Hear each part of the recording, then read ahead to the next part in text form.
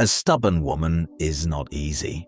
She is not the type who falls for the first word, the first touch, or the first attempt to get close. She is not the girl who says yes quickly, not the one who gets impressed easily, and not the one who gets carried away by emotions without resistance. On the contrary, she understands the game of resistance very well. She delays, she tests, she observes. She might say no, but she doesn't leave. She might act cold, but she notices every reaction you make. She might take hours to reply, but she is watching. Will you get angry? Will you disappear? Or will you chase? Everything for her is a test, and every reaction you give her is new information about who you are. And this is where most men make the same mistake. They think controlling or winning over a stubborn woman starts from the outside, from persistence, from talking too much, from confrontation, from trying to convince her, or from direct seduction and constant pressure. So the man starts texting a lot, talking a lot, explaining a lot, trying to prove himself, trying to show that he is different, trying to break her resistance with attention, pressure, and constant presence. But what he doesn't understand is that this is exactly what makes her pull away even more. Because a stubborn woman does not respect the man who tries to force himself into her life. She is not attracted to the man who chases her all the time. She is not impressed by the man who tries to convince her that he is special. She has seen this before many times, and she knows exactly how to deal with it. The truth is completely different. A stubborn woman is not broken by force. She is confused by psychology. She becomes intrigued by calmness. She becomes curious when she cannot predict you. She becomes interested when you do not act like other men. When you don't chase, don't disappear completely. Don't try to convince her, and don't try to control her directly. There are deeper psychological laws at work here. Laws that don't force her to come closer to you, but make her want to come closer on her own. They don't force her to think about you, but somehow she keeps thinking about you. They don't ask for her attention, but make her the one who looks for yours. And this is where what we can call the dark desire laws begin. Not desire in the shallow sense only, but desire as curiosity, tension, emotional conflict, attraction, mystery, challenge, and the feeling that this man is not easy, not available, and not like the rest. In this video, we are not going to talk about sweet talk or romantic messages, or what words you should say to impress her. We are going to talk about something much deeper. How attraction psychology works when you are dealing with a stubborn woman. And why sometimes, the more a man steps back, the closer she comes. A stubborn woman is not as difficult as many men think. She is usually just more sensitive than she appears. When she resists you, she is not always doing it because you are weak, unattractive, or not good enough. Most of the time, she is doing it because she wants to see how you react. She wants to see if you will lose control, if you will get emotional, if you will start chasing harder, or if you will break under pressure. Her stubbornness is often not rejection. It is a test. She is testing your patience, she is testing your confidence, she is testing your emotional control, and most importantly, she is testing whether you are a man who reacts or a man who decides. What she is really looking for is a silent message in your eyes and in your behavior that says, I understand what you're doing, but I'm not going to play this game. This is the moment where attraction either grows or dies. Because most men fall into one of two traps. The first trap is that they try to earn her submission. They become overly nice, overly available, overly patient. They reply immediately, they agree with everything, they avoid disagreement, and they try to prove that they are good men who deserve a chance. But in doing so, they slowly give away their position, their confidence, and their mystery. Instead of becoming more attractive, they become predictable. And predictability kills tension, and without tension, attraction slowly fades. The second trap is the opposite. Some men try to break her stubbornness with force. They become controlling, aggressive, confrontational. They try to win every argument, prove every point, and dominate every conversation. They think that being loud, dominant, and pushy will make them look strong. But this usually creates resistance, not attraction, because pressure creates more stubbornness, not less. So one man becomes too soft, the other becomes too hard, and both lose, but for different reasons. The different man, the man she cannot easily control, read, or predict, does something else entirely. He does not beg for her attention. He does not fight her for control. He does not try to break her stubbornness. He simply refuses to make her stubbornness important. When she delays replying, he does not ask why. When she disagrees, he does not try to win. When she tests him, he does not react emotionally. When she pulls away, he continues living his life. This creates a very strange psychological effect, because her stubbornness only has power if it changes your behavior. If she can make you chase more, talk more, explain more, get angry, get jealous, or become emotional, then she feels in control. But if she resists and nothing changes, if she tests and nothing moves, if she pulls away and you don't chase, but you also don't disappear emotionally, then suddenly her strategy stops working. And when a strategy stops working, the person using it becomes confused. Confusion creates curiosity. Curiosity creates attention. Attention creates attraction. So the goal is not to defeat her, not to control her, not to win against her. The goal is much simpler and much more powerful: to be the man who cannot be emotionally controlled. Because the moment she realizes that she cannot control your emotions, your time, your attention, or your direction, the game changes completely. There is a very important psychological law that most men completely misunderstand. The more a woman feels that you are not trying to possess her, control her, or chase her, the more her mind slowly begins to redirect its attention toward you. This sounds strange to many men at first, because they believe attraction is built by effort. More messages, more compliments, more attention, more attempts, more explanations, more time together. They think that if they just try harder, she will eventually see their value. But attraction psychology does not always work in a logical way. Sometimes, the more you move towards someone, the more they move away. And sometimes, the moment you stop moving toward them, they start moving toward you.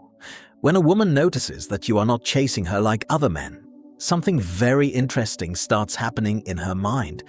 Questions begin to appear. Why isn't he chasing me? Why doesn't he try to convince me? Why doesn't he get upset when I disappear? Why does he seem calm and unaffected? Why does he act like he has other things in his life that are more important? These questions are very powerful because questions create curiosity, and curiosity creates mental attention. And the person who occupies mental attention occupies emotional space. This is where a very dangerous mental game begins, not because someone is manipulating the other, but because human psychology naturally reacts to uncertainty and emotional distance. She may start telling herself things like, "I think I like him, but he feels distant.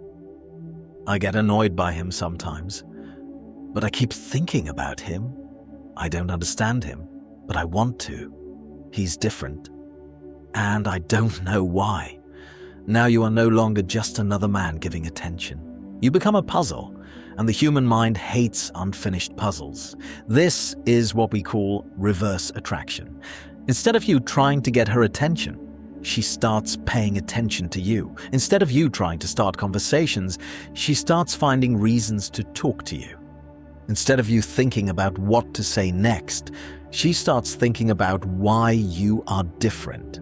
And this is why sometimes silence is more powerful than words, because words give information, but silence creates imagination.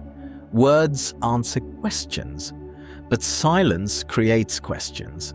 And in attraction, the person who creates questions in the other person's mind is usually the person who is not easily forgotten. Desire in a woman does not come only from love, kindness, or emotional connection. It often comes from something much more complex: balanced emotional tension. Many men believe that if they are always available, always kind, always responsive, always present, and always giving attention, the woman will feel safe, comfortable, and eventually fall for them. But what often happens is the opposite. The man who is always available slowly loses his emotional impact. Not because he is not a good man, but because he becomes predictable, and predictability reduces emotional tension. And without emotional tension, desire slowly fades. If he replies instantly every time, if he sends long messages every day, if he gives attention without limit, if he is always free whenever she wants, in her mind, he slowly becomes something guaranteed. And the problem is very simple. Desire is rarely built on what is guaranteed. Desire is built on what feels rare, slightly uncertain, and emotionally stimulating. This does not mean playing childish games or pretending not to care. It means having a life, priorities, and emotional stability that do not revolve entirely around her. Desire grows in small psychological moments: a short sentence instead of a long explanation, a confident look instead of too many compliments, a good conversation followed by a short absence, a moment of attention followed by returning to your own life. These small patterns create something very powerful: unfinished emotional moments. When every interaction is long, predictable, and constant, the brain relaxes and stops thinking. But when interactions are interesting, then stop at the right moment, the brain continues the conversation alone. And this is where desire is engineered. You are not forcing her to like you. You are not convincing her to think about you. You are not asking for her attention. You are simply creating moments that end before her curiosity ends. So she continues the conversation in her head. She replays what you said. She remembers how you looked at her. She wonders why you ended the conversation at that moment. She asks herself when she will see you again. And here is the most important idea in this whole concept. Every unanswered emotional question in her mind turns into repeated thinking about you. And repeated thinking is one of the strongest foundations of desire. So the goal is not to give more attention. The goal is not to talk more. The goal is not to try harder. The goal is to learn when to stop, when to be silent, when to leave, when to end the conversation while the energy is still high. Because desire is not built when the interaction starts. Desire is built in the moments after you leave. Inside every woman, there is something like an emotional compass. This compass helps her decide who to move toward, who to move away from, who feels safe, who feels exciting, who feels boring, and who feels dangerous. Most men are very easy for this compass to read. The very nice man who is always available, always agreeing, always texting first, always giving attention. The compass quickly classifies him as safe, predictable, and low challenge. She may like him as a person, but the emotional tension is low. The very aggressive man who pushes too hard, gets jealous quickly, tries to control, argues a lot. The compass classifies him as stressful, unstable, and emotionally heavy. Attraction might appear for a short time, but it often turns into emotional exhaustion. But there is a third type of man. This is the man who confuses the compass. Not because he is playing games, not because he is pretending to be someone else, but because he is emotionally balanced in a way that is hard to categorize. He is not cold, but he is not needy.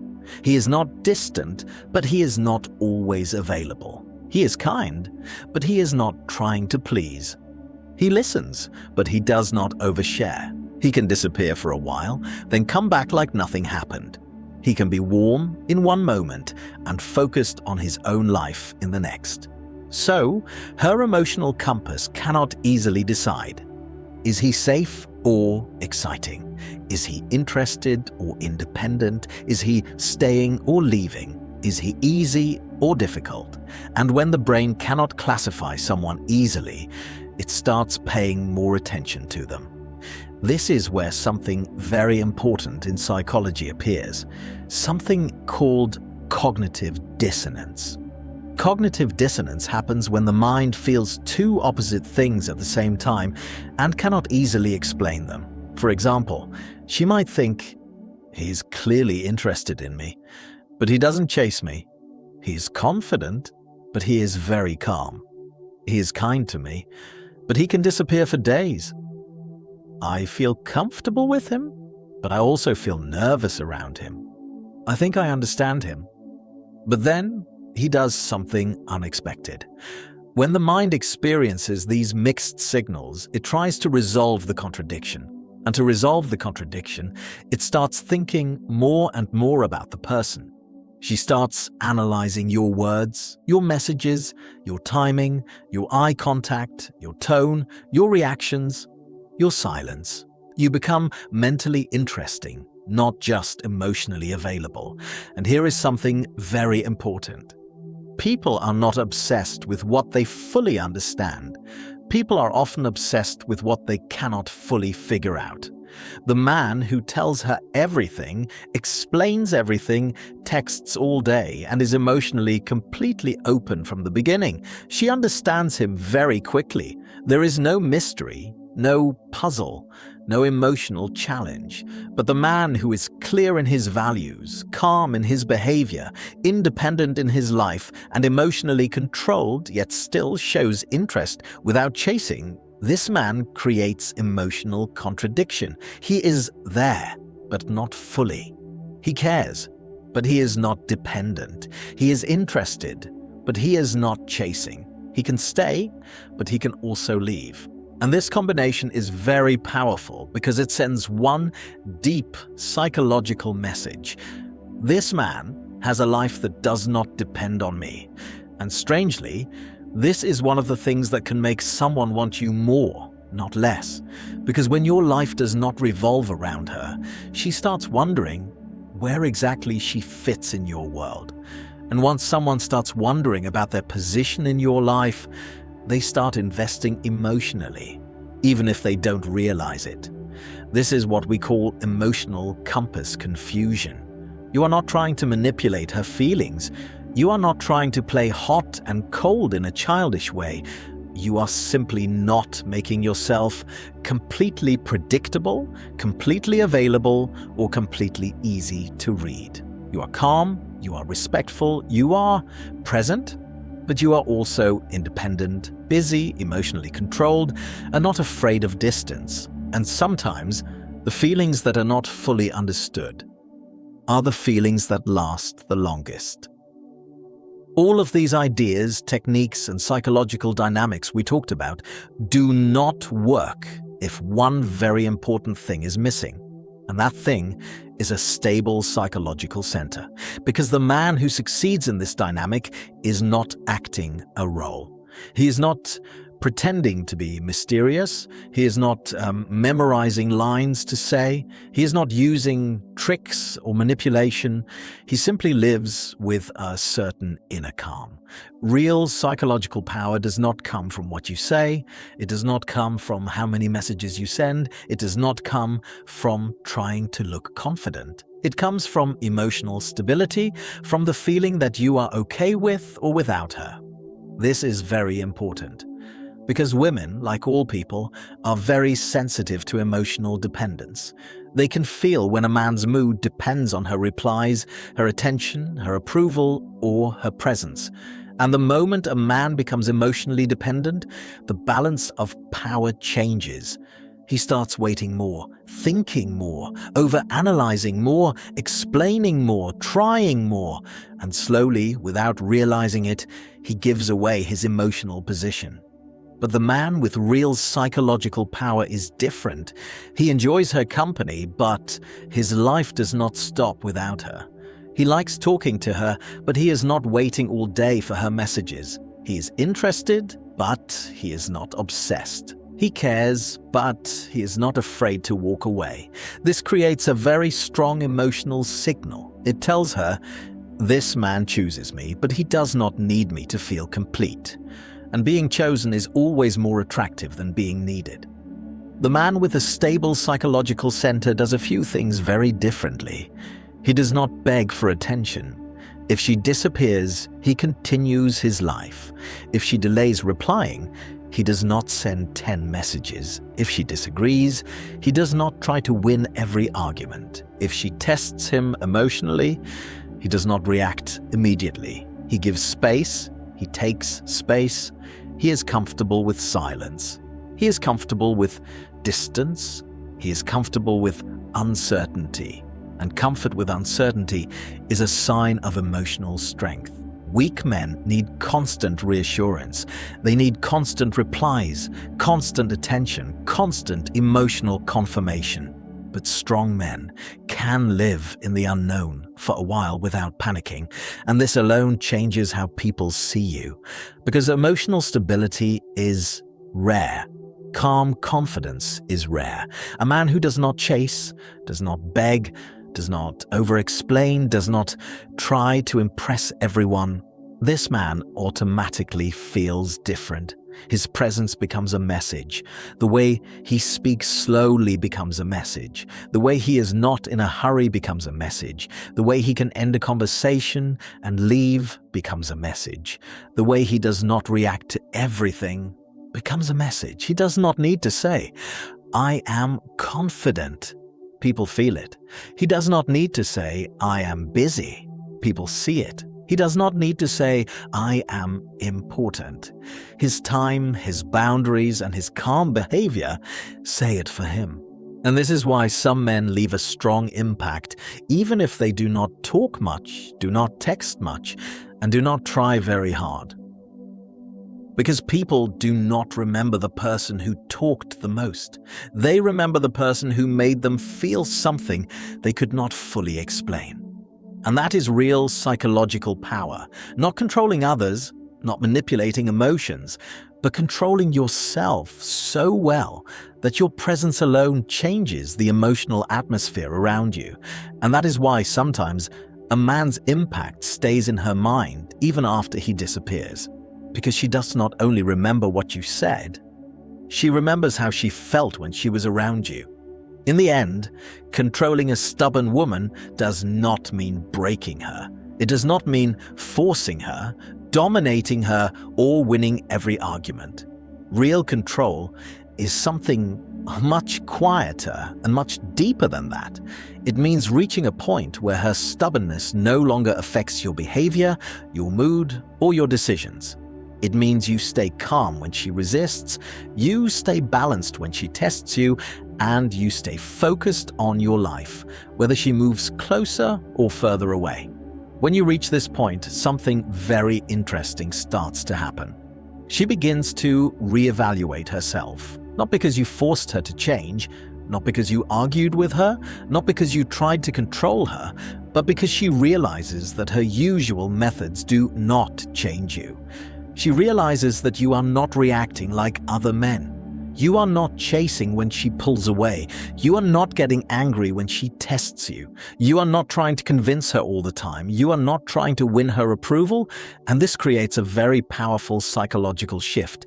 Instead of you trying to understand how to deal with her, she starts trying to understand how to deal with you.